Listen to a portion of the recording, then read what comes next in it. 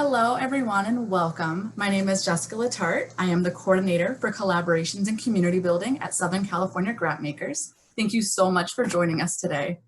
Before we start, a few housekeeping notes. Today's session is being recorded, so it can be shared afterwards.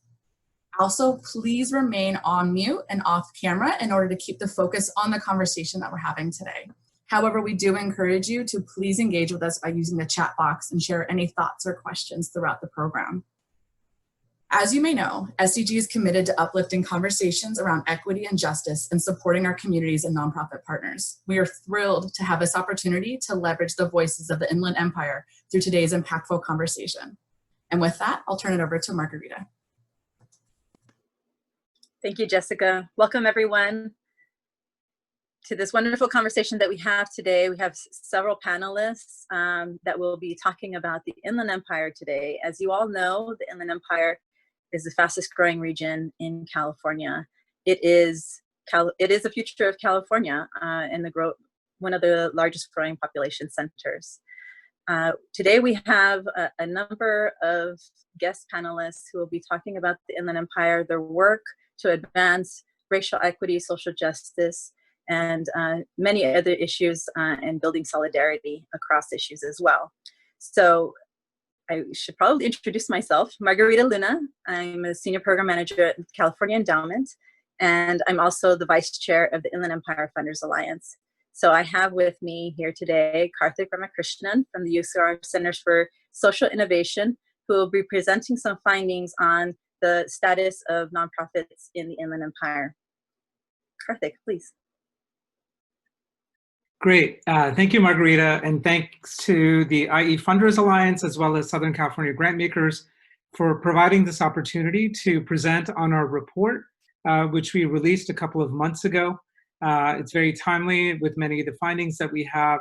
I'll be providing some updates on some work related to COVID-19, as well as building a more inclusive and sustainable region as well. And then we'll have a community panel so that folks can see the work as it's actually occurring on the ground. And then we have Michelle Decker from the Community Foundation joining me and Margarita for a fishbowl conversation. And then at the end, we have a special announcement. So make sure you stay till the very end. We are going to end at 12:30. This is an hour and a half.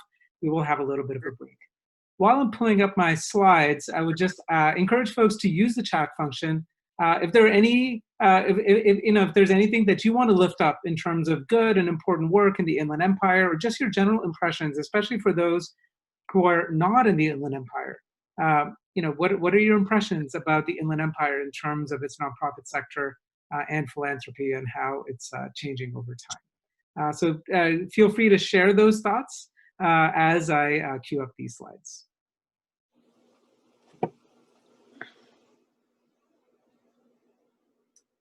Okay, so hopefully everything is working all right on the tech side, and someone please alert me if it's not.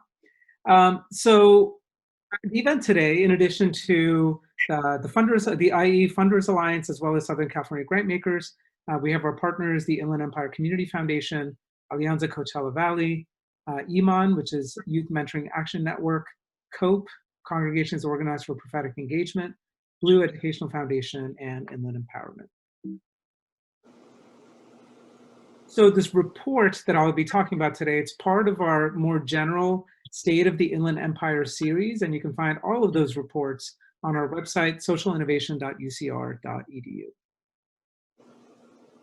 You can also find out more about our center. Actually, let me just say that before I move on. So our center is about 2.5 years old now, and we've done a lot, but it's all due to the fact that we have some amazing partnerships with community organizations, as well as with government partners and partners in philanthropy. So not only have we done these reports, we have worked in partnership with the region on census outreach, on COVID-19 response, on inclusive regional planning, and many more. So to summarize the results of the findings in the report, first, I should note that this is the first comprehensive report of the nonprofit sector in the Inland Empire since 2009. So it's been over a decade. 2009 is when the James Irvine Foundation had commissioned a report, and it painted a particular narrative that was fair in terms of where the nonprofit sector was at that time. So this is the first time we've had a chance to have a comprehensive update. There have been particular reports here and there. This includes a mix of quantitative data involving IRS records, survey data, as well as qualitative data, including interviews and organizational profiles that you can find on our website. Importantly, we're also starting to leverage more and more our relationship with Esri, which is the global leader in GIS systems, to do more mapping as it relates to our nonprofit sector. Major findings. Since 2009, the nonprofit sector in the Inland Empire has grown tremendously, no matter the metric you use. You also have seen a significant increase in philanthropy supporting that nonprofit growth. Nonprofit jobs are also good jobs. This is something important for a region where a lot of the jobs, especially in the for-profit sector, in logistics and retail, have not been, on the whole, good jobs. So that's important to keep in mind when we think about the role of the nonprofit sector in the Inland Empire. A lot of nonprofits are still relatively small, but they've been able to gain strength by working more and more in coalition and in collaboration with each other. Census Outreach is maybe the biggest example of this, and it's ongoing. But you see additional efforts that we'll be talking about today, both in my presentation and in the various panels that follow. Given that this is Southern California Grantmakers, there is tremendous opportunity to have greater connectivity across Southern California. Like Margarita Luna said, the Inland Empire is the future of California. It is also the future of Southern California. This is where the population growth is happening. This is where many employers that are based in Los Angeles and Riverside County, this is where their employees live and are building communities. So this is something, it's important to note the interconnectedness of our regions. Next, nonprofit leaders have placed increasing focus on systems change and advocacy, and we'll hear a couple of examples of that among our panelists. We're also seeing an emerging interest and capacity building in social enterprise, and one of our panelists is an example of that, using social enterprise to build capacity in organizations. Just for some context in terms of population and economy, if the Inland Empire were a state by population, it would be approximately the size of Louisiana, so number 26 in the country. By the way, the Inland Empire is also comparable in size to the San Joaquin Valley. This was a slide and some data that we had pulled for some Inland California work that we did with the governor's office, as well as Friedman Consulting and Philanthropy California.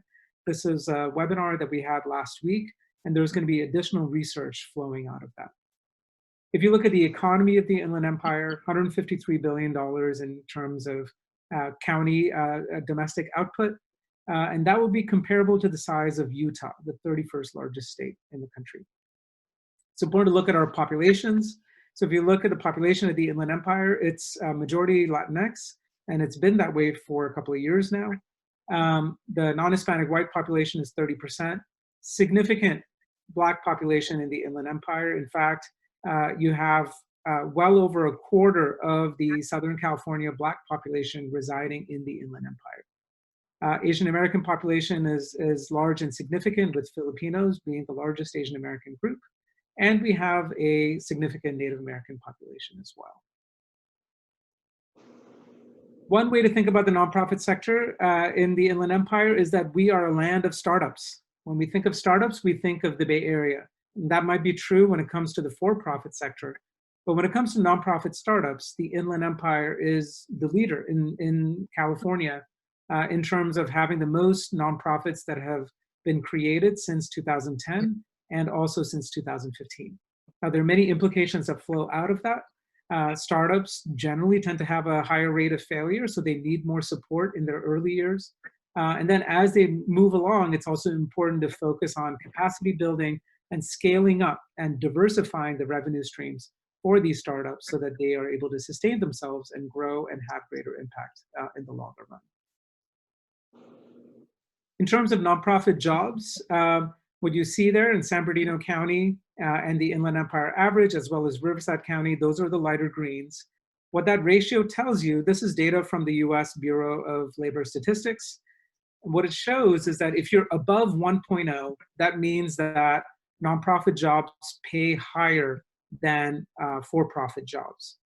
And it's not even close. San Bernardino County, you see wages that are 43% higher than the private sector average.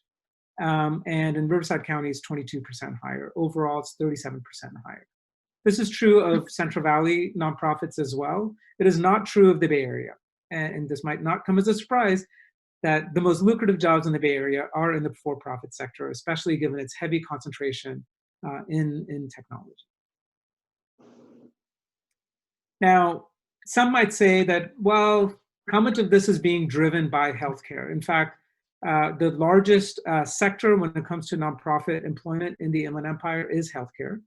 But even when you break it out by sector, we find that for almost every sector, nonprofit jobs pay higher than the private sector average. The exceptions are for hospitals, where it's a little bit lower. And then this is an important thing to flag. When it comes to social advocacy, nonprofits do not pay as much as those in the for-profit sector. Now, you don't have that many jobs in the for-profit sector that are centered on social advocacy, but it is something to keep in mind, and this is a role for philanthropy to play, both on the private side as well as public investments, to make sure that we're paying people better when it comes to the important work of the social advocacy that they do. In terms of foundation dollars, you see total foundation giving increasing over the last decade, and it continues to be higher in Riverside County than in San Bernardino County. But there's still a lot of room for improvement. So this is using Foundation Center data. We can either look at it in terms of total foundation dollars, which the previous slide did, or break it out in terms of incoming foundation dollars. So this is foundation investments in nonprofits that are based in the Inland Empire, but the foundation is not based in the Inland Empire. And this is comparing the Inland Empire to other regions. What we find is that incoming foundation dollars are about half in the Inland Empire as they are for the Central Valley, about a third of what you find in Orange County, about a sixth of what you find in LA County, and less than a tenth of what you find in the Bay Area. So in one of the, actually I didn't present one of these slides. If you look at the kind of socioeconomic disparities between coastal California and inland California, and in Southern California, if you look at the disparities between LA County, which tends to have higher paying jobs, higher levels of educational attainment. When it comes to the nonprofit sector, when it comes to philanthropy, you would think that they would play an important role in diminishing these disparities. Unfortunately, what they end up doing is actually sharpening these disparities. One of the things you'll find at the end is that if we care about racial equity, and I think almost everyone in this call as attendees, let me just go and safe to say, I think everyone on this call cares about racial equity. If you care about racial equity, you have to care about regional equity. You're talking about a region that is over 2/3 people of color, that is majority Latinx, significant Black and Asian populations, with significant disparities. So if you're a funder who cares about Southern California or California more generally, and you care about racial equity and disparities, I would say it almost behooves you to pay attention to the Inland Empire.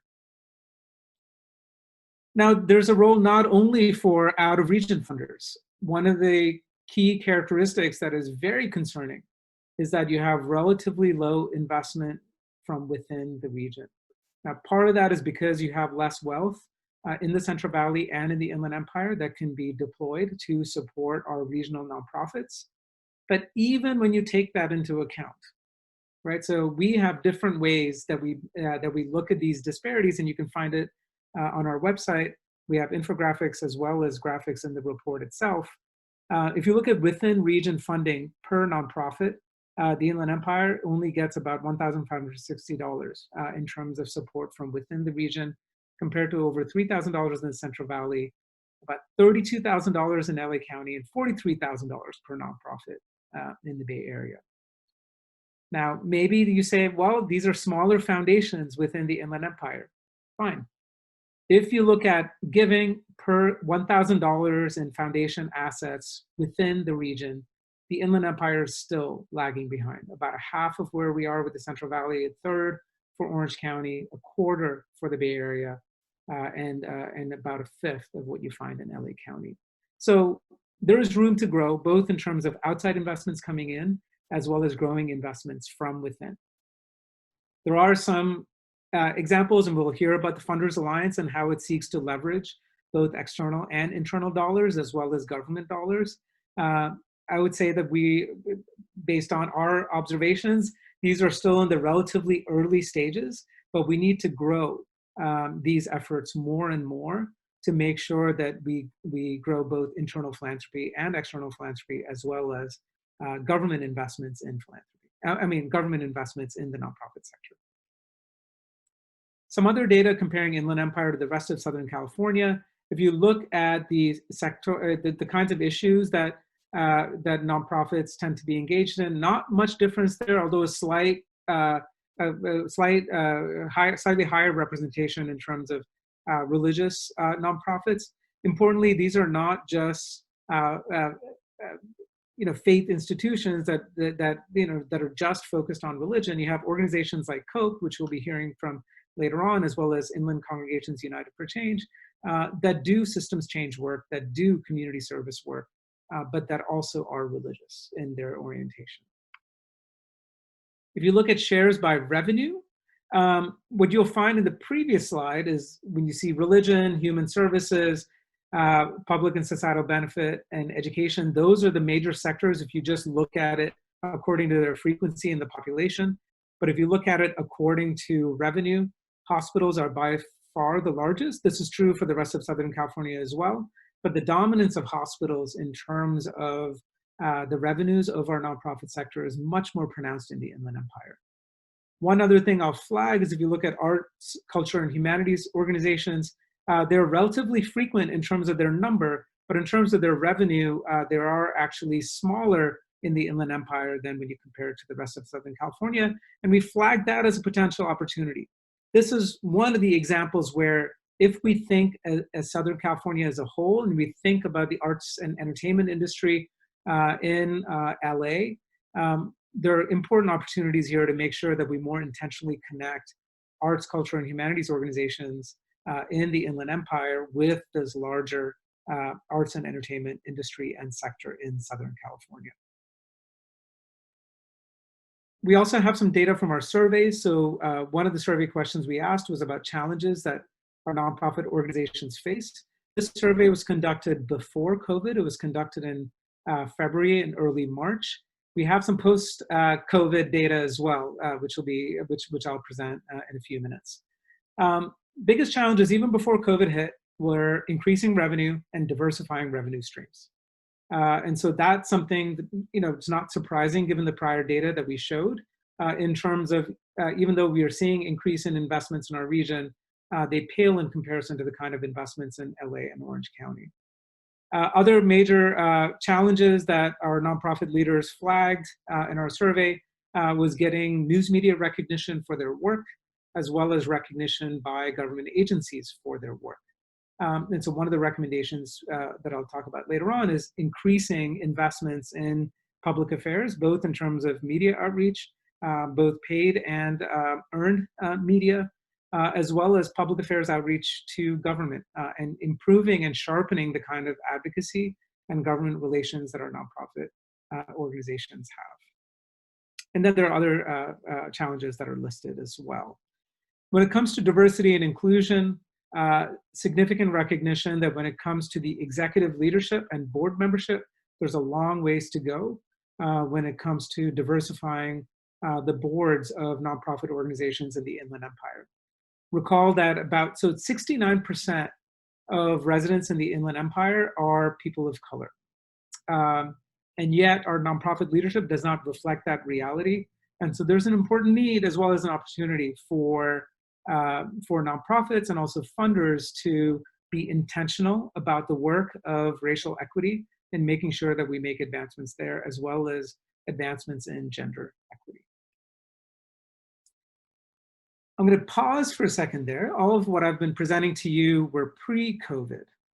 A lot has happened post-COVID, and I'll just say that it's just I mean, you'll see some data points we have to show the kinds of challenges that COVID-19 has wrought.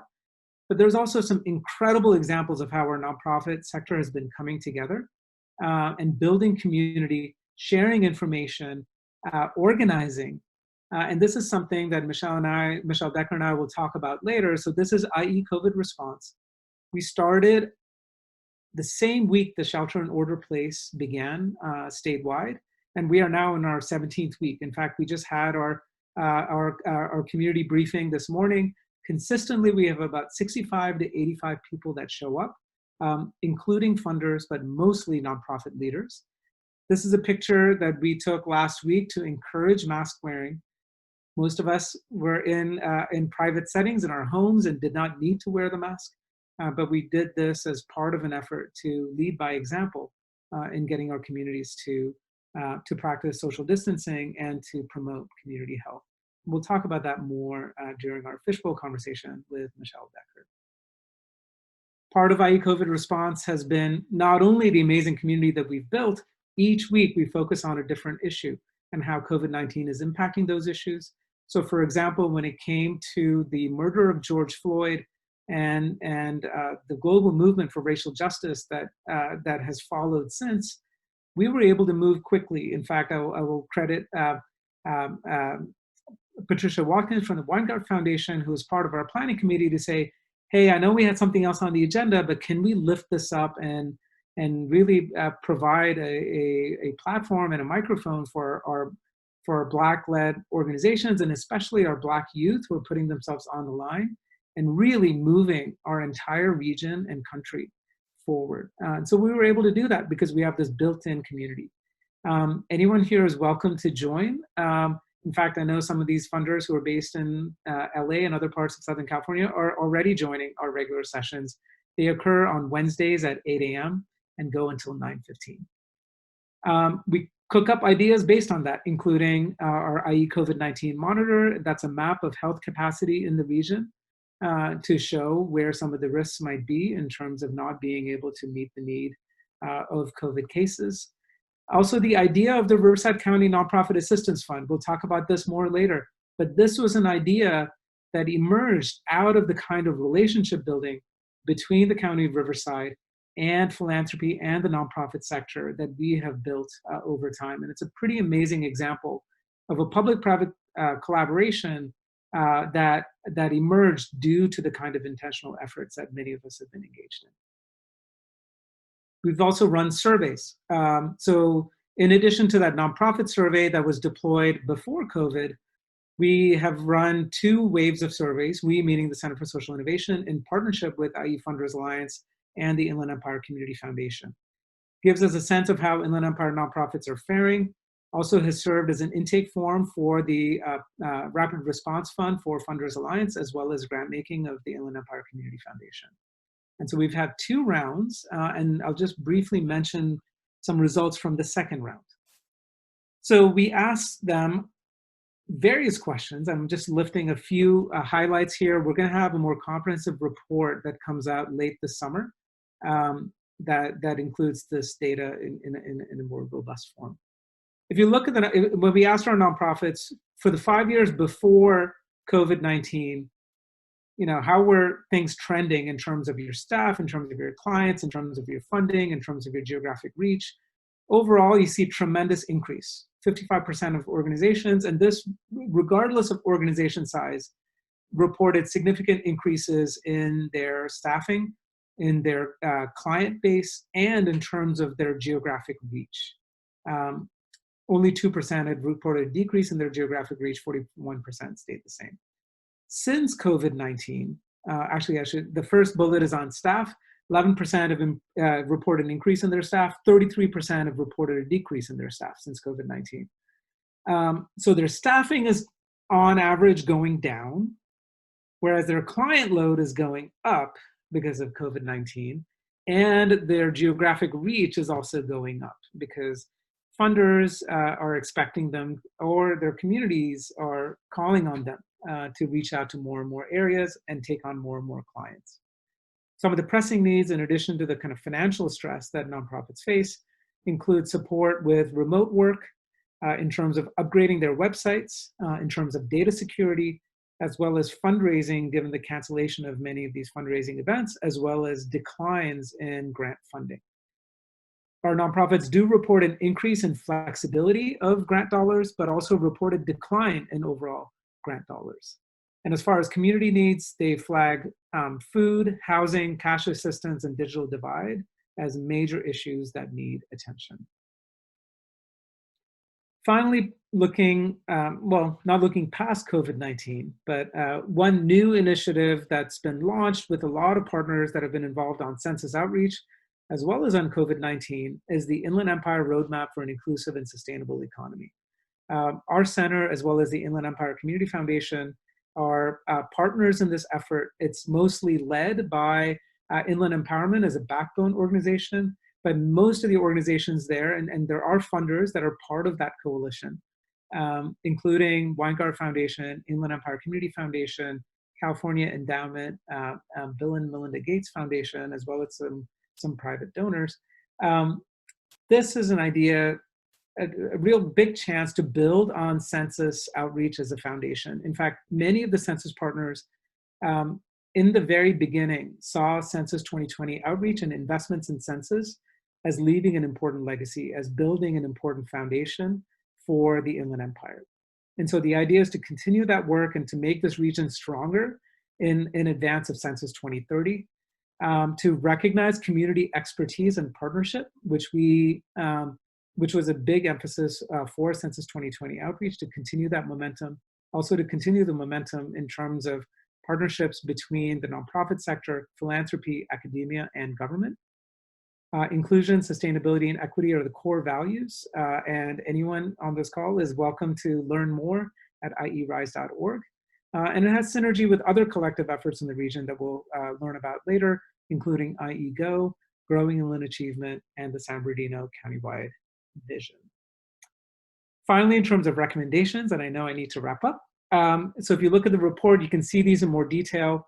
One, focuses on scaling up in addition to supporting startups, build on Census 2020 foundations, build for digital work as well as co-located work. It might sound strange to be thinking about co-location, but there are examples of some of our nonprofits, especially those in the power building space as well as youth serving space, that have co-located, and there's a lot of synergy and innovation that happens when you have clusters of nonprofits that are similarly aligned, either in the same building or in close proximity to each other. Another recommendation is to invest in narrative change as well as government relations, and then to invest in youth leadership, women and people of color, to leverage industry and grassroots connections across Southern California, and then finally to engage and cultivate regional philanthropy. These are all recommendations for our nonprofits. Ditto on all of the above for government to also pay attention to. On top of that, we say that it's important for governments, especially local governments, to recognize and promote nonprofits, considering them, many of them, as small businesses. And there's been some important work since COVID where we've made movement collectively in getting our local governments to support our nonprofit sector in a more robust way. Finally, for philanthropy, again, ditto for all that was in the previous slide, but also a sentiment that came up in our interviews to invest in local expertise. This is something more generally we find in the Central Valley as well. Very strong sense that instead of relying on outside expertise, to invest and grow local expertise as much as possible. And then finally, this is our editorializing, which is to recognize that racial equity also means regional equity. Although it's not too much editorializing, what you see in our community profiles is in a few of those interviews, nonprofit leaders saying that the rest of Southern California has to pay attention and has to invest in the Inland Empire. That our organizations are doing as much as they can, and they've innovated as much as they can with the few resources that we've had.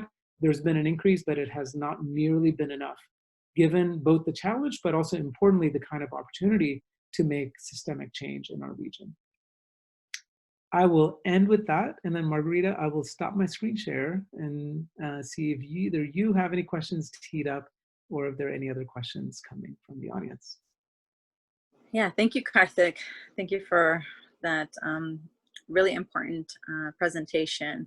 And please, y'all, go to their website, UCR Center for Social Innovation, to get more of that information and to be able to use some of these graphics in your own presentations about the Inland Empire to your peers in your organizations. There was one question that did come up from Aaron Brinker, who was interested in learning more about, like, what can we do to encourage spending in the local, spending local dollars. So whether that means corporate foundations or businesses or even family foundations in the region, like, where have you seen that local money is going to other places rather than staying in the region?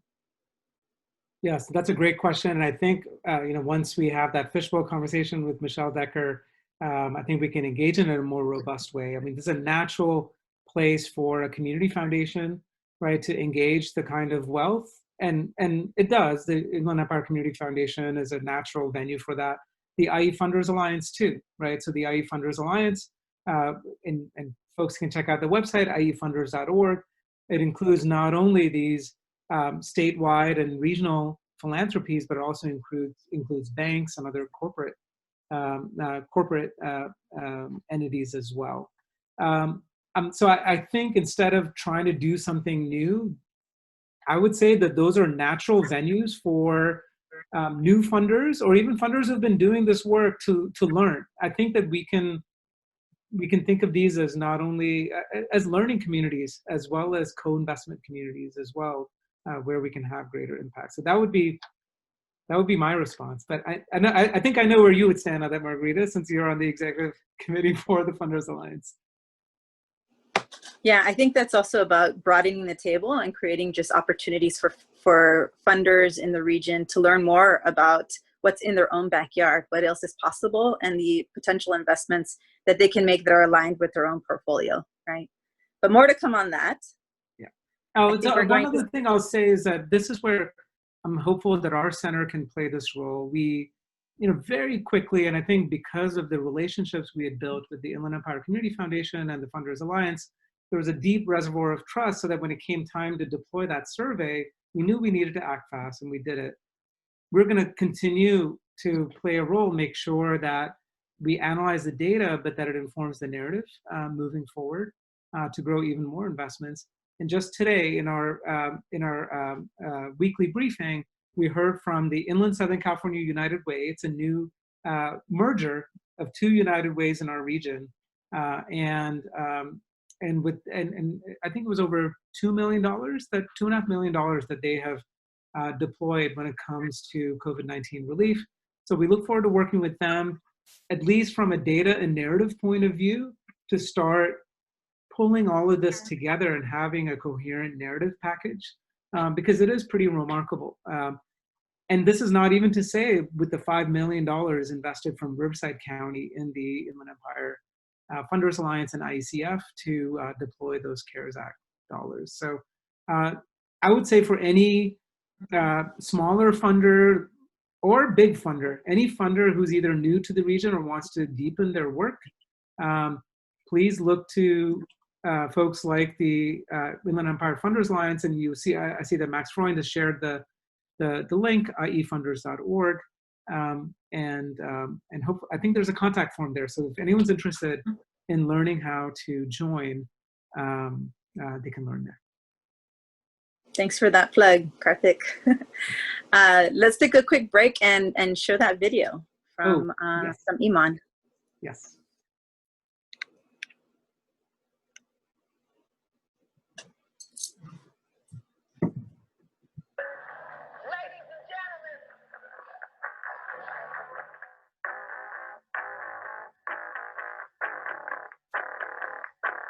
Y'all ready?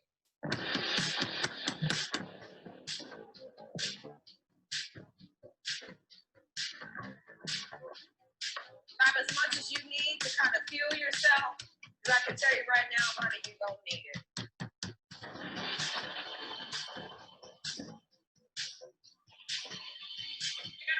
Anybody need their hand wrapped? Coaches, can I get some more hand wrappers, please? Hand wrappers, please. Hand wrappers, please.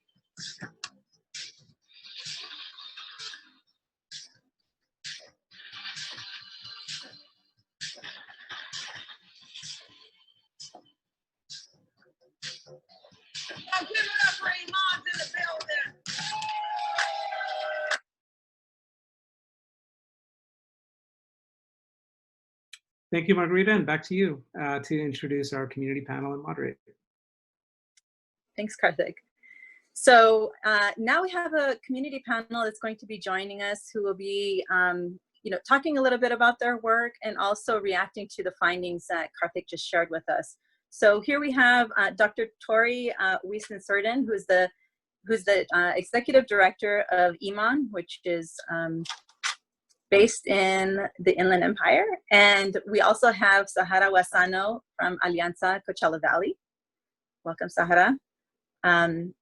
Joining us as well is Michael Gomez-Daly, who's the Director of Inland Empowerment, who's leading our census and IE Rise efforts. Sahara, join us when you can. So we're Hey, Sahara. So we're going to start out by asking if you all can just react, to the findings that Karthik just shared. Let's start with you, Tori. Yeah, so, every time I've looked at this data, I find myself just sort of reminiscing on the struggles that I thought I was just having, starting a nonprofit in the Inland Empire and seeing how these numbers really resonate for the struggle that I had in trying to build a nonprofit. And ultimately what happened with me, and I'll talk a little bit more about the Youth Mentoring Action Hour and what we do, but ultimately what happened with me was we became a social enterprise. Primarily out of necessity, because we ended up having to go outside of the Inland Empire to bring funding in, right? So the Youth Mentoring Action Network, we've been operating in the Inland Empire since 2007. We're all about leveraging the power of mentoring in the fight for equity and justice. So our job has been to work alongside young people as they do the difficult work of reimagining and remaking our world. Our job is to create spaces for them that are open and safe, to provide them with radical mentorship, to be co-conspirators as they do the work of shifting systems. And in that process, and in our learning process from young people, we've been able to develop a suite of training, professional development workshops, those kinds of things. And that really, again, became our social enterprise, right? So we would go to other organizations.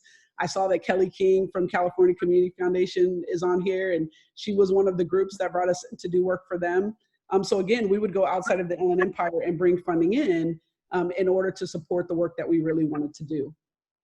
And so I think that the data that's being presented is extremely important and timely, right, for the work that we need to, the investment that needs to be made in the Inland Empire, because there are folks like me in this region that have been doing the best work that we can, have been doing what I think, and with my colleagues that are also on the panel, have been doing amazing work. And what if we had the level of investment that we really required? What more could we do in this region to really make sure that we thrive, right, as a region?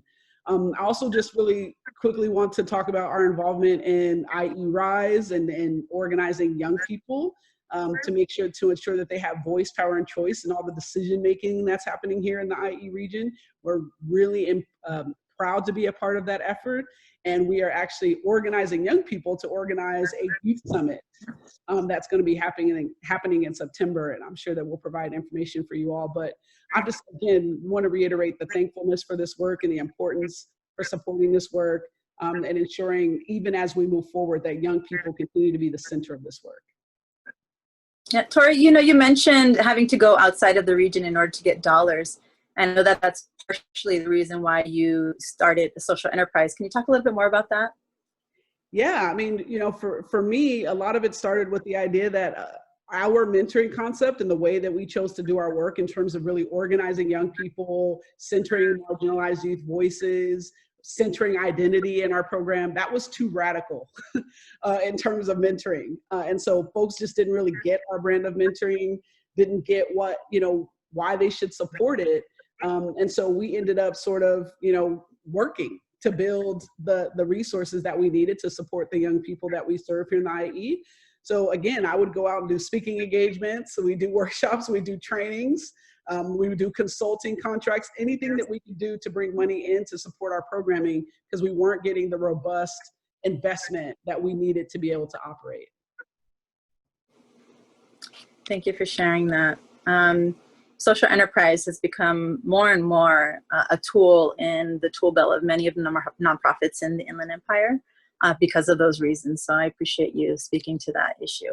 Michael, let's have you join our conversation. You know, what resonated with you with respect to the findings, and talk a little bit about your work through Inland Empowerment.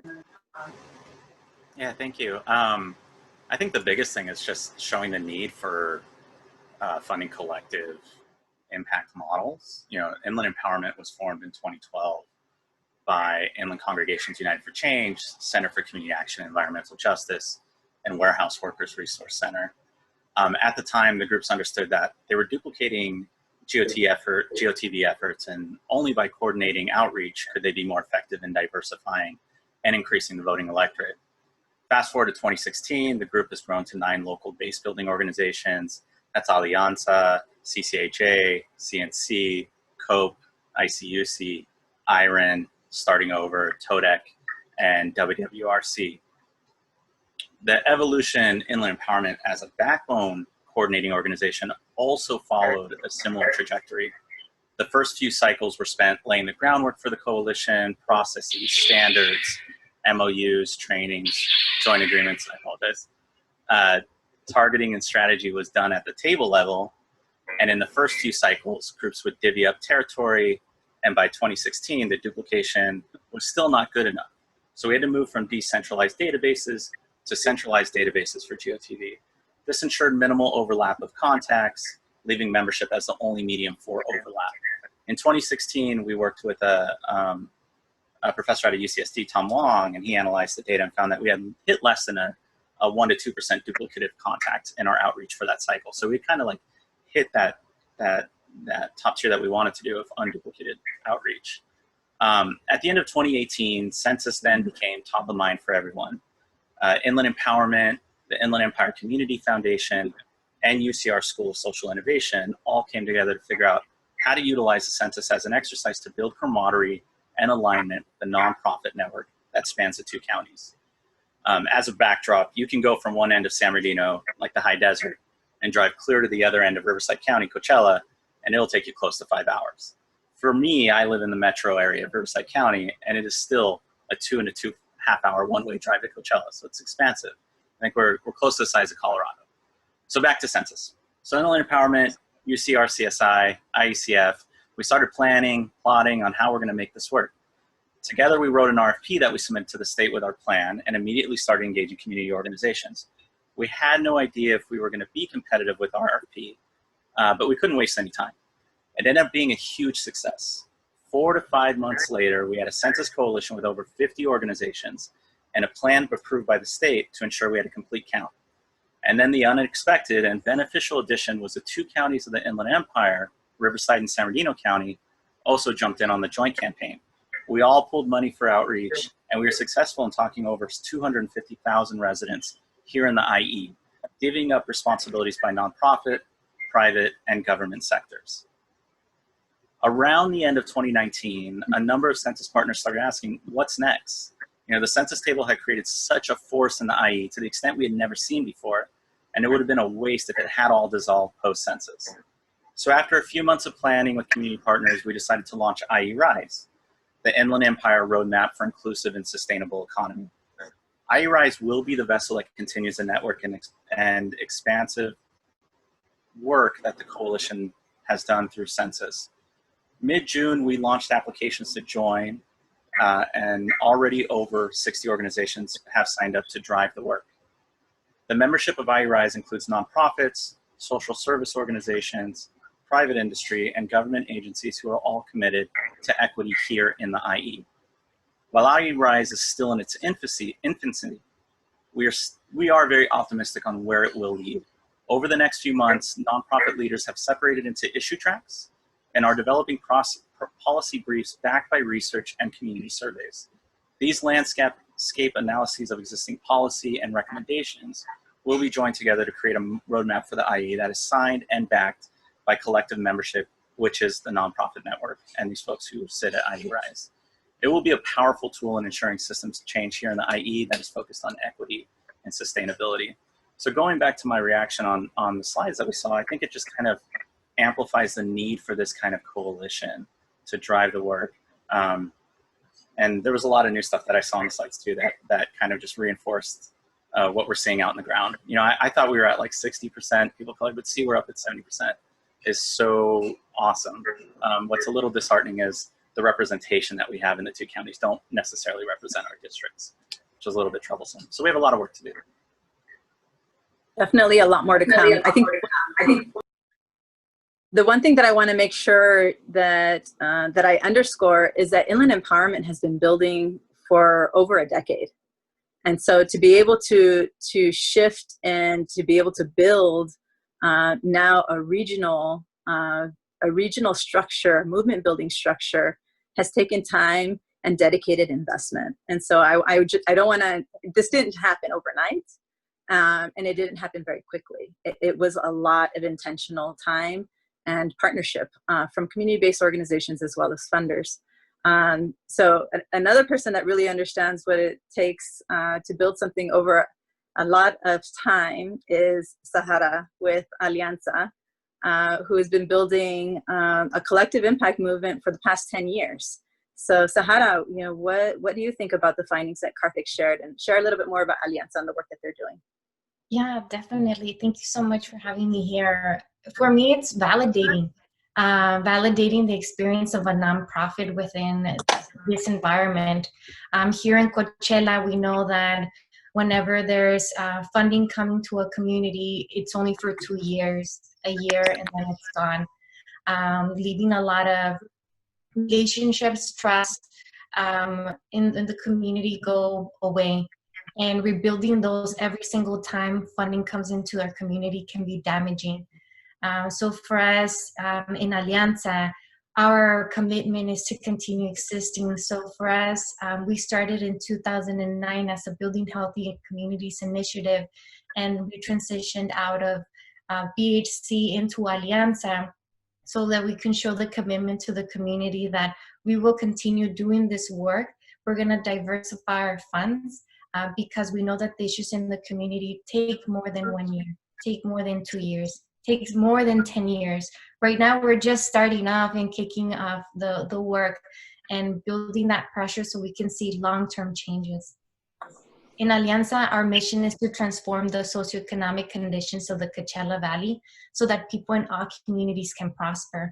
We're a collective impact initiative organized around 3 strategies: the environmental justice strategy, community justice, and youth leadership. It is governed by a board of community partner organizations that co-create collective strategies, goals, and funding agreements. We're a total of 14 local organizations, and we're both an alliance and an organization as well. In order to do our work, we have strong commitment to be led by community and be in partnership with community. It requires a vision, a collective vision. Eastern Coachella Valley has a lot of needs, but we know that we're with a group of people that are very resilient and are not waiting for anybody to come and figure out those issues. We want to make something out of ourselves and create a better future. Together, we have won clean water and expanded infrastructure for underserved areas, transformed school discipline policies to include restorative justice and remove resource officers from schools, paved 38 mobile home parks, develop a youth leadership in civic engagement, health equity campaigns, and community events that are culturally relevant and inclusive, such as ECV Pride, the Hue Music and Art Festival, and the Kermés. For us to do this work, we need to look at the root cause, and looking at the root cause does require a lot of self-appreciation, validation from the community that they're worth the changes that are coming. And also for the systems to understand that there needs to be a cultural shift, which that means it requires time. For that also means having a table. And if there's no table where community is part of, then we extend the table or make a new table so that community can be part of the decision-making.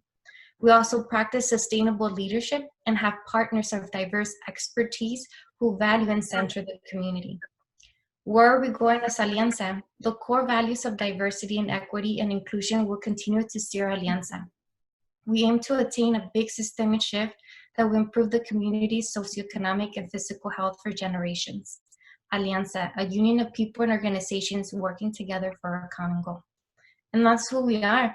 We're a group of folks that many of us come from the community and now have the privilege to work in these nonprofits and leverage the resources that a nonprofit can do in our community. So we're working with our parents, our tios, our grandparents, and we have a great responsibility that we cannot just stop doing the work and let others do it. We need to expand and create more leaders in our community. So we know that here our commitment in the Coachella Valley is that we need to make sure that change happens because we're committing to our families. So thank you so much.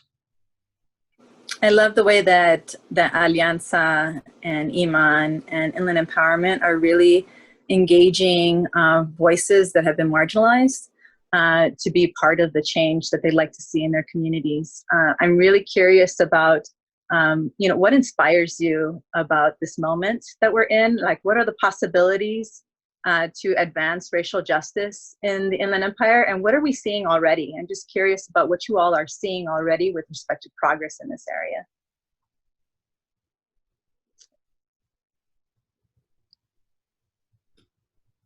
Sorry. I was trying to be mindful. I am energized by this moment. I think for me, in our work, it's always been about young people, and young people have always sort of been at the forefront of these movements. So I'm energized by the opportunity that we have to be good co-conspirators, to be good, resources and supporters. I'm energized by how powerful young people are in this moment and how they're going to work to make the world better for all of us. That's the part that energizes me the most. I also think that between the civil rights issues that we're having and the pandemic issues, that this is not just a moment for reckoning, but for reimagining. So, I keep reminding folks that a lot of the solutions that have been brought to the table for, dealing with the pandemic have been rooted in activist platforms. Things that they've been telling activists for years that we can't have have all of a sudden become possible in this moment. And so that's what I'm excited about. I'm excited to be a part of that sort of history-making moment where this can happen, and excited to support young people as they fight. Definitely echoing what was just shared. The youth are the ones who are rumbling the grounds and shifting here in the Coachella Valley too. We're starting to see a lot of the leadership development that we provided and other people provided. Now them having their own initiative and just calling us to attend, which is great. Because that changes a lot of things. That for us, we know that the movement is expanding and changing, and the way that they're doing the work is very different too. So we need different ways of addressing the goal, because we all need to put pressure in different ways. Yeah, I think that young people are different, and I think that solidarity comes much easier to them. And so I'm definitely encouraged by the way that young people have been showing up and teaching many of us how to stand in solidarity, right? Michael, I'm curious about what advice would you give funders who are interested in investing in this region? You have a pretty high perch there as leading this coalition for the region. So I'm just curious, what would you tell folks who are tuning in today?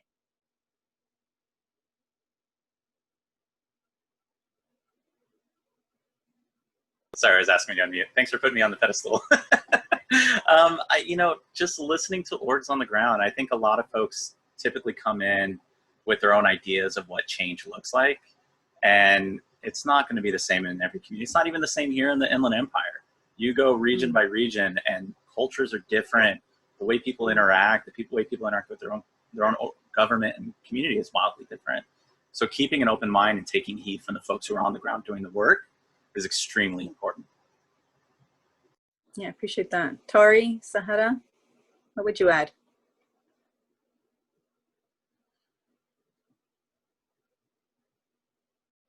Can you repeat the question?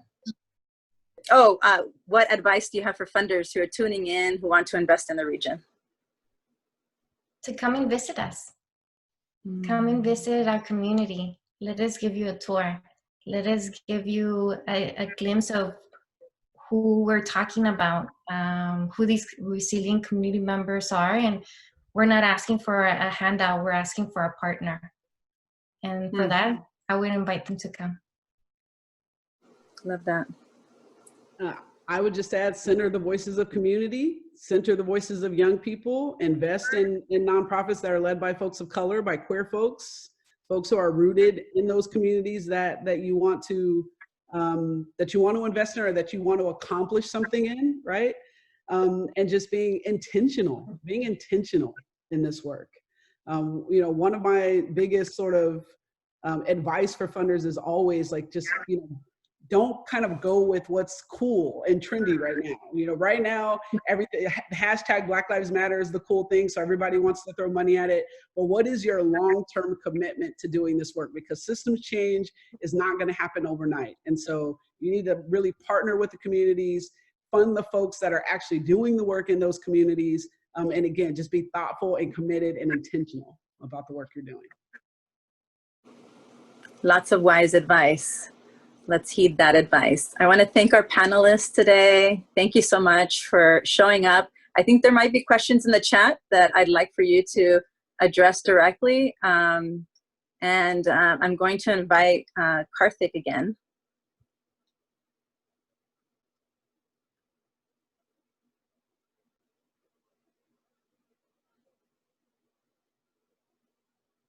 Thank you, Margarita. And so I think we have, do we have another video now? I believe so, right? Yeah. Before we go to this panel, that'll have you, Michelle, and I. So just 1 minute while I cue that up.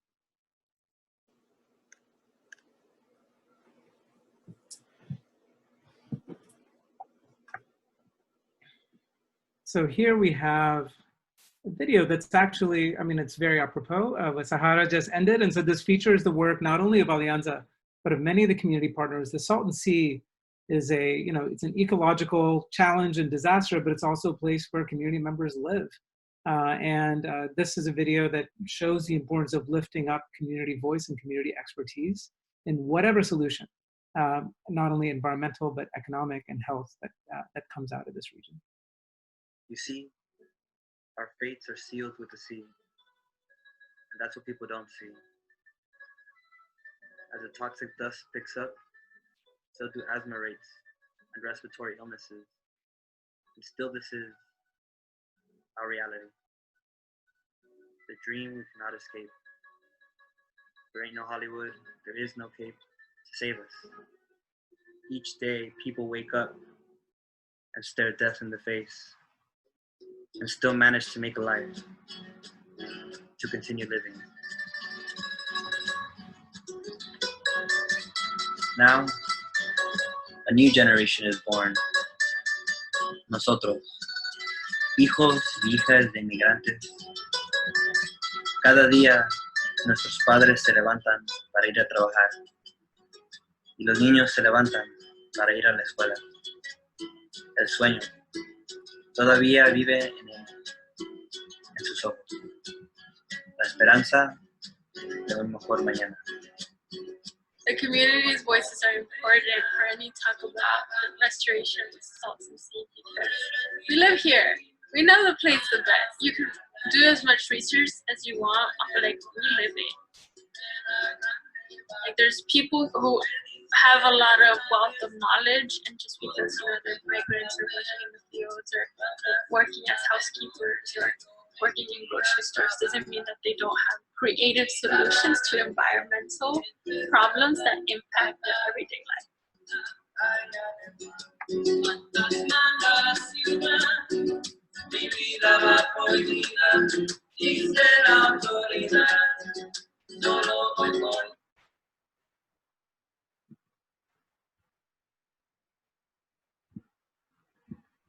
So, I mean, I guess maybe truth in advertising, Margarita, that includes some of the investments you have made as a senior program manager at the California Endowment. But I don't know if you want to say anything about that as we documentary. I'm sorry? That was an award-winning documentary. Yeah, so maybe say more about that as we get Michelle Decker up here, because I think we're moving now to our fishbowl conversation. Sure, yeah, so the Salton Sea is an impending public health disaster. And most of the issues that have been centered are really around conservation efforts and not necessarily around human health. And so Alianza has been working to try to center human health in the mitigation efforts of the state to be able to, support, air quality issues that essentially are emanating from the Salton Sea. And so, young people from Coachella Unincorporated, which is a youth media organization in partnership with Alianza, put together this film that is really beautiful and was actually screened at the Palm Springs Latino Film Festival, and won the documentary award there. So really amazing young talent that we have in the region who really know how to center the stories of community. Excellent. Thank you for that, Margarita. So, okay, I think you're back to moderator now. We're going to Yes. switch off a little bit of these roles for the rest of this session today. Yeah, so I know that earlier, Karthik, you talked a little bit, you gave a little preview of the IE COVID response that you have been partnering with Michelle to do weekly, now in the 17th week. So talk a little bit more about how that came about and how the partnership between the two of you has developed. I've spoken a lot, so why don't we give the mic to Michelle? Yeah, Michelle. Oh, this is my big chance. I get to say it all. If folks leave with nothing else today, I hope you know that the trust and the love that's growing between so many people in the Inland Empire, that's one of the things COVID has done in a weird, if there's any silver lining. So as Karthik mentioned, when the shelter in place was happening, I don't know which one of us called, but we did we're going to do this together, right? Okay, we're going to do this together. And we didn't entirely know what that means. And that's, I think, one of the nice things about our partnership is that Karthik and I will both maybe jump first and then look behind us to see what that really meant. But it just became a space, right? It just became a space to support the nonprofits, our funding partners, to come together, our county partners, our state representative, to both, be transparent in what we're doing. So the Inland Empire Community Foundation manages the Funders Alliance response funds, and to say, where are we at? What docket are we at? How much has gone out? To provide reports here again from county and state government. And so it's a little bit of an accountability mechanism, but it's also a way to have a conversation within our community that we know is carrying a tremendous burden right now. Whether it's, one of our big food banks having to shut down and quarantine for 2 weeks, right? We know what the impact is, and we know that we're also very often left out of the conversation as people think about what reopening looks like. And then I think, Karthik, the thing that we did was some advocacy to be more visible to the reopening tables. And you mentioned the $5 million that's flowing now because we got to the table, and when we were left out, we were like, why are we left out? So I'll stop there and let you represent it as well. No, Michelle, this has been great. And I think, yeah, we did. I mean, I think we knew that we needed to do something. I didn't think we anticipated how big it would be, and the fact that it was such a meaningful space for people, that we have work that we have programming, but we also have that open mic part of it, that allows community voice and sometimes issues that are not on our radar to start popping up on our radar. I'm just saying, so I think Celia needs to be muted because I'm seeing her display. Yeah, yes, our Senior VP for Grants and Community Impact, who actually does all the really hard work. We're so grateful. Yeah. But it's also evolved some other initiatives, right? So this mask campaign that Wyman and others are involved in we've got a real evolution. We're talking about policies that would make a difference for the nonprofits and some reforms around policies and contracting.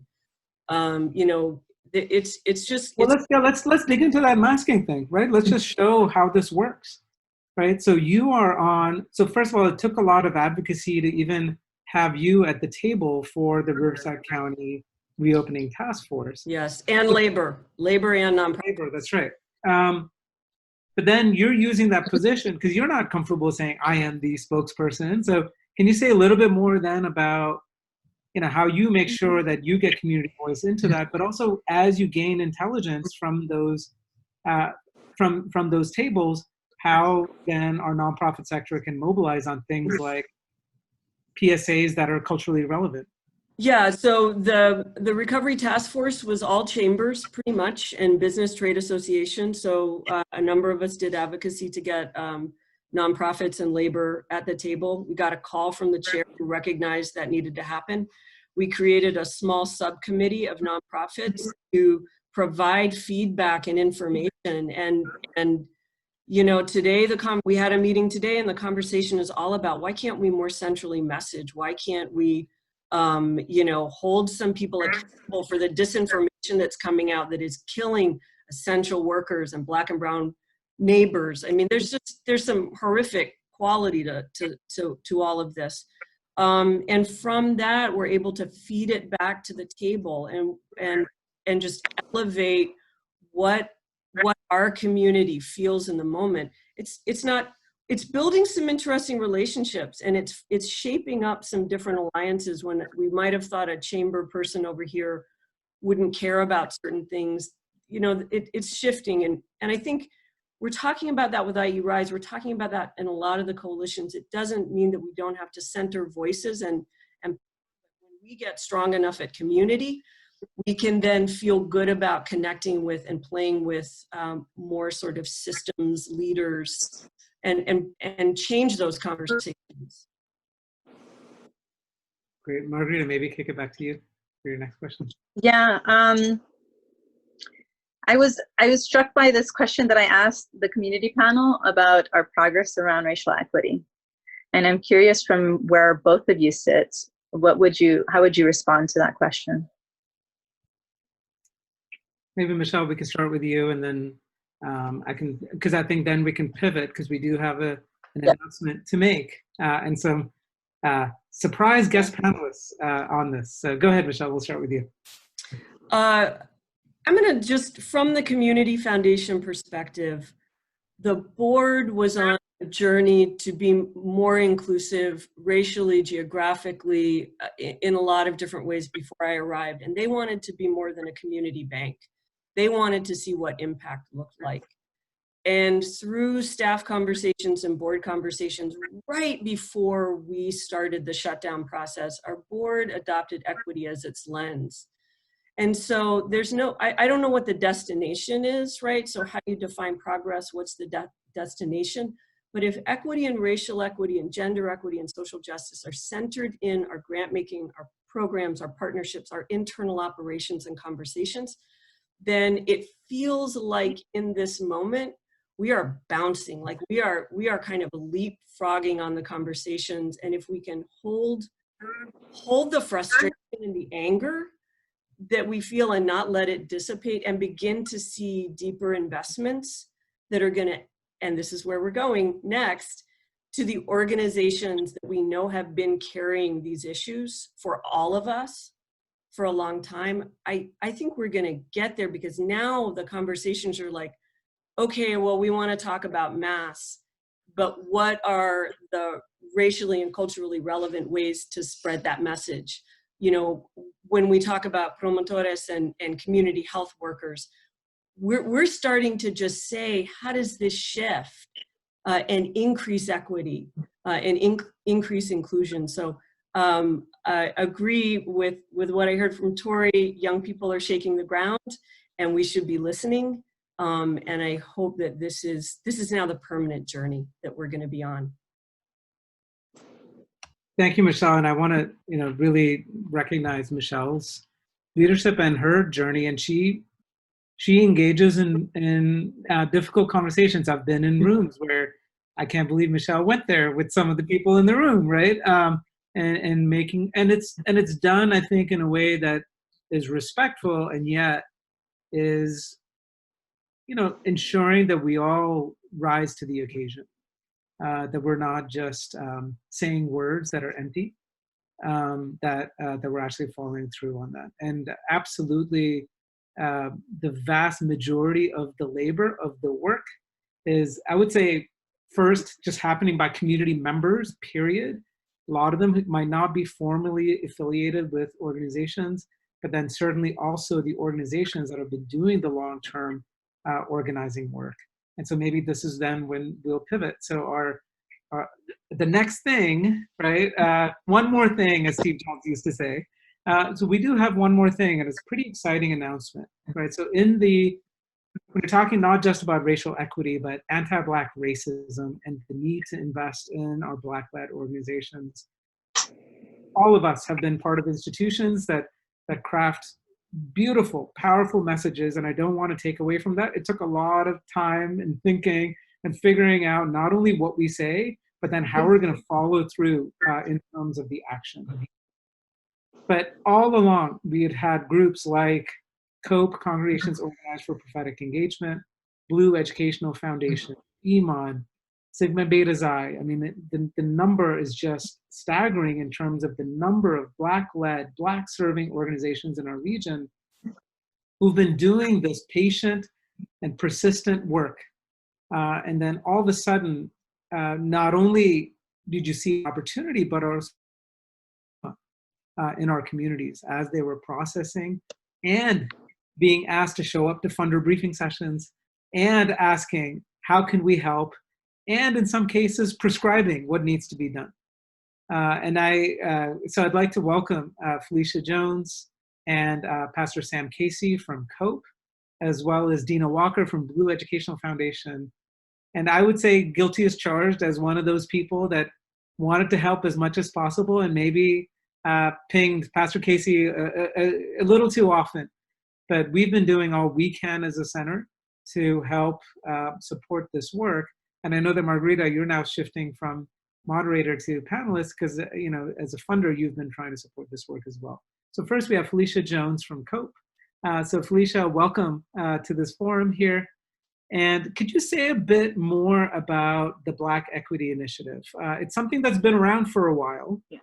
Can you say a bit about the history and also how you are showing up in this moment with the Black Equity? Sure. Yes, so the Black Equity Initiative is actually a funder initiative. It started with an investment by the JIB Foundation, and they really wanted to support Black-led organizations in Southern California, both in Los Angeles and in the Inland Empire.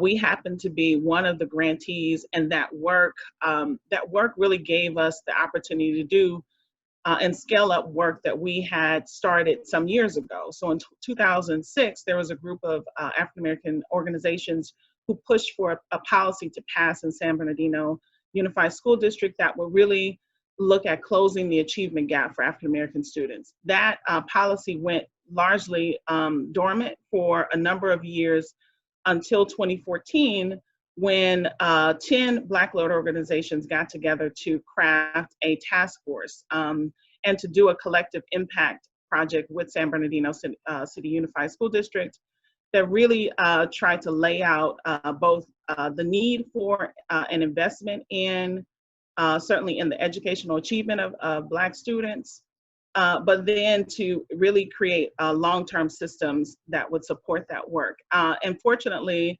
we got to scale up that work with that investment. And for us, it was really the first time that a funder gave us permission to say Black and to be unapologetically about Black folks. And we appreciate the pioneering work of that foundation, that work is now being formed into a new iteration that's the Black Equity Collective that we are part of the design team. We're excited about that. But for us, we really dug deep into that work and really wanted to continue to build the Inland Empire capacity, our organization's capacity to look at education, but then to broaden out into criminal justice reform. And we have seen some huge gains because we've worked together collectively. Not all those groups are funded by the private foundation. We were funded, and we used those resources to expand the table. And we've continued to convene intermittently, but we have found ourselves in other coalition formations and continue to do that work. I like to say that we've always sort of been prepared for this moment. However, we've had to be prepared for it, and Dr. Torrey mentioned it, we've had to be prepared for it by piecing up our resources and sharing. But also being very committed to what the huge fights for racial equity that we knew were ahead of us. We could not fight these battles as organizers by ourselves. We needed to enlist direct service providers as organizers and build their capacity to be advocates, because we needed enough power, one, to make us a priority in a system that continues to sort of blindly loop us into people of color when we know that the disparities for Black folk are just outrageous. And we needed to be very thoughtful about how we are engaging from that standpoint. We even have, a number of recent victories, and obviously the spotlight on Black racial equity is an important moment for us to push the envelope around racial justice, racial equity, and challenging structural racism. And we're really excited that we're the first county to really lead the charge in seeing racism as a public health crisis. And that is no doubt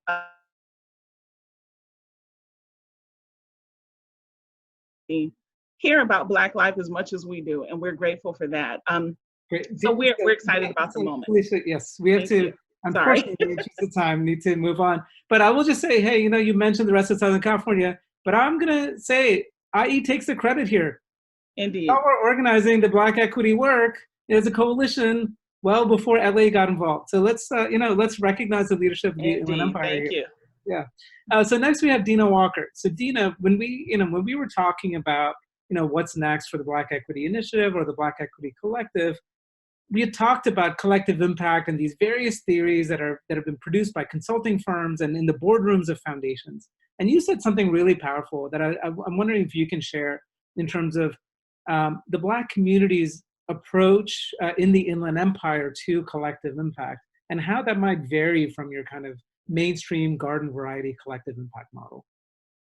So yes, Karthik, yeah, when we talked about collective impact and we, got the literature and all this other kind of stuff, and which we went over, and I'm like, we've been doing this for years.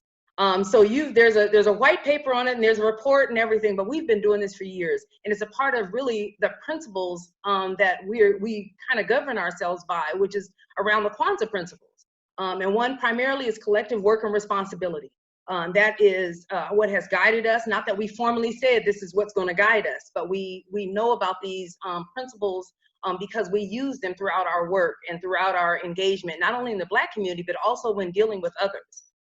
And so literally looking at the pieces of, how do we move forward? And I want to thank to the sisters who talked about it before about, we've had to do this without resources, right?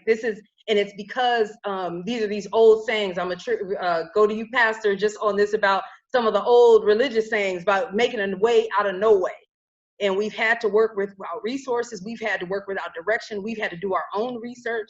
Those are the types of things. But we've also, because of collective work and responsibility, our motto is that whoever is not about the leader, right? Whoever the leader, it's we all lead where we are strong.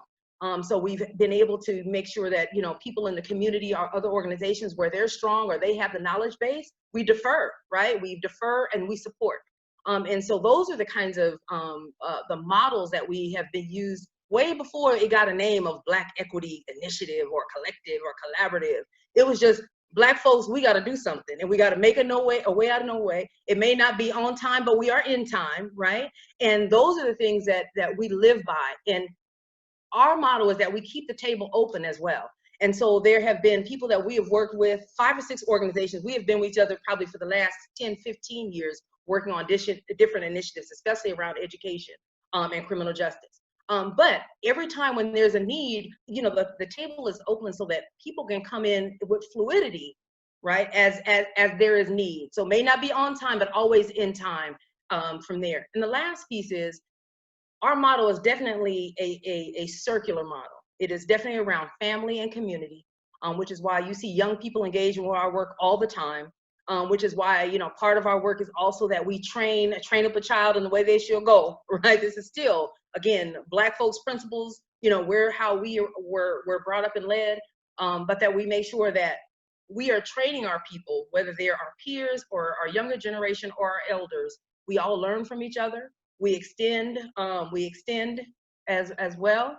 And then we make sure that if nothing else, we are models for others in our community so that they see when it's all said and done and we're no longer here, there are people to step in our shoes. And that is the principles that we actually live by within the work that we do, whether it's formally the Black Equity Initiative or not. And we look forward to the next steps on how we move forward in the Inland Empire. Excellent.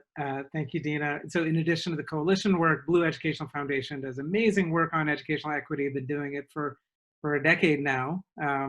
There's more to come later this summer. There's going to be an event where funders are welcome on education equity, lifting up the work of Blue Educational Foundation, COPE, and others with the report, as well as a community conversation with Back to School in mind.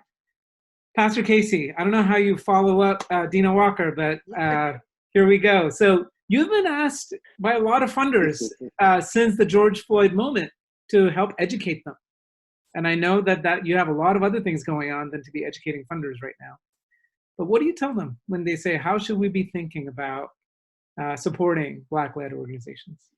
Absolutely. First of all, thank you to Margarita and yourself for putting this together with the rest of the panelists. Let me go back to about maybe a month ago, 3 Fridays, maybe 4 Fridays ago. Dr. Ross asked me the same question from the endowment. And my first response was, I'm offended by the question because we've been telling you since our existence. But the second way to answer that question, here's what we need clearly from funders at this time. We need you to rest in this pain with us, not just for the moment, but for the movement. Provide space for us to heal. Secondly, increase funding for us, not program-driven funding, but general operating support. And be prepared to rest in this for the long haul. Don't flood the market with millions. Listen, we appreciate you giving millions and millions of dollars,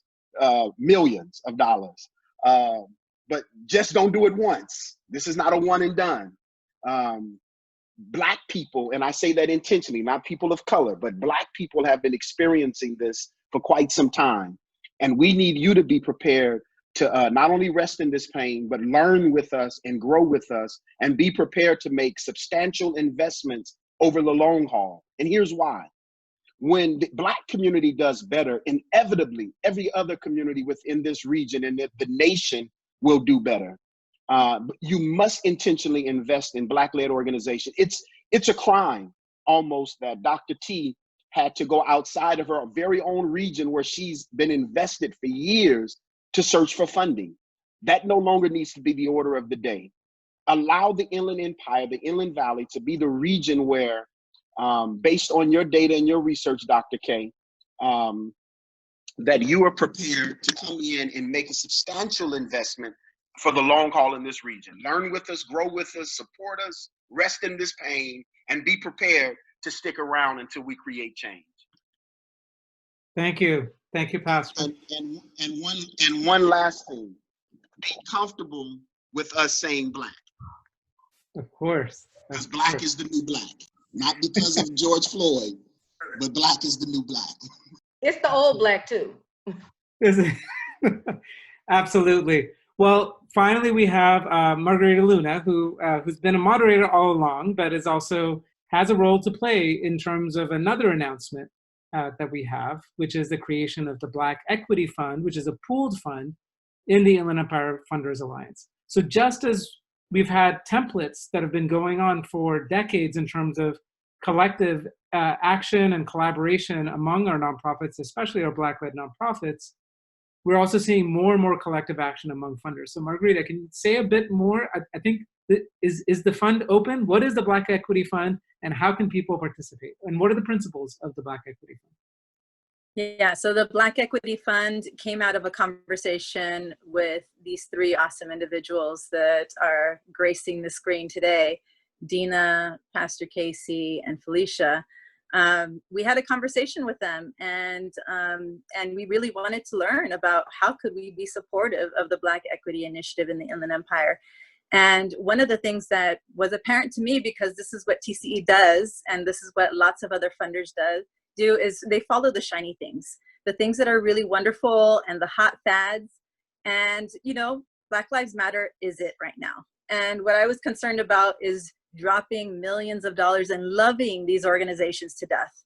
And, you know, giving them lots of money that they're not able to sustain over a number of years, which is what this movement is about. It's a long-term movement. And so what I wanted to do is I wanted to support them in creating a safe space for this money to land, that they would actually be determining where it would be programmed, where that money would go in the region. They have a seat at the table to make sure that those decisions are ultimately aligned with the strategies that they have outlined in their initiative. And also, it's also an opportunity to be iterative and to partner with those that are doing this work in community. This is a trust-based philanthropy practice, ultimately. This is about sharing power with those that need to be at the table and need to be centered with respect to the investments that we're making in this movement. And it's also about learning. It's also making sure that funders that are at the table that are interested in giving to this pooled fund and that are interested in learning more about how to continue to give, not just to the pooled fund, but directly to these organizations, can learn about which are the Black-led organizations that are doing this work in the region and how can they build those relationships and ultimately a long-term funding relationship as well. So lots more to come, really exciting. We're starting out with a $5 million ask. And we're all going to be organizing to try and fundraise, and I'm going to be there too. So very excited to be partnering with these folks for the long haul. Excellent. You're going to hear some screaming in the background, so I think it's the witching hour. We're at the end of our session anyway. You know, kids without summer camp, what are you going to do with them? But you heard it here, folks, right? You heard it here first. The Black Equity Fund is launching. Let's work on that narrative. Let's get in touch with our media contacts. And especially let's make sure to center the voices, not only of the amazing leaders here, as well as Dr. Tori that we had heard from before, but many others, right? So is it about 20 organizations now, Dina and Felicia? Formally 20 at this point, but we do have a list of folks who are interested in the work. And so we'll be reaching out to them over the next couple of months too. So we're excited about it. All right, stay tuned. A lot of exciting things happening, and I think in line with this narrative. And it's just not PR and spin here. It's the work. There are things happening in the Inland Empire. It's as I think it's Sarah said. People are not interested in your charity here. There's actually some amazing work that is actually leading the region, if not the country, in terms of some of the things happening. Michelle, I see you back on video. I don't know if you wanted to offer some closing thoughts before we hand it over back to Jessica. Yeah, I know you said it as you were closing up earlier, Karthik, like we've innovated as much as possible. That's not totally true. We're going to keep innovating. We're going to keep being smart, but resources will make all of that intelligence just go much further. No, I think whether you're talking place-based, you're talking sectoral, you have coalitions and relationships that are just getting stronger and stronger that are going to continue moving the work in the Inland Empire. So it's just a great time to be here. I'm honored to be here. I got here 2 years ago and it's the best thing I've done. So thank you very much. Thank you, Margarita. Thank you, everyone. So Jessica, I think we can have you close this out.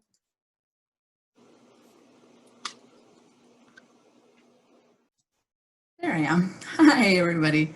Wow, there was so much to process. This was amazing, and I've never been so happy that we recorded something. So speaking of that, thank you all so much. This was so informational and impactful. We will have this up available on the SCG website. It will also be going out in an email to everybody who logged in today. Also, I believe it's going to be shared on some other websites and blogs with the UCR CSI and probably the Funders Alliance and many more.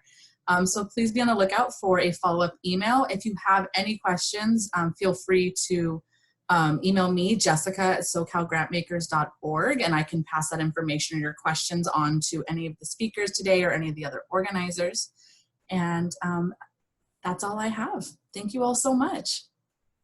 Thank you, Jessica. Thank you to Southern California Grantmakers and the IE Funders Alliance. Michelle, all of our community panelists, really grateful to be in this work with you. Thank you all. Thank you for participating. Thank you.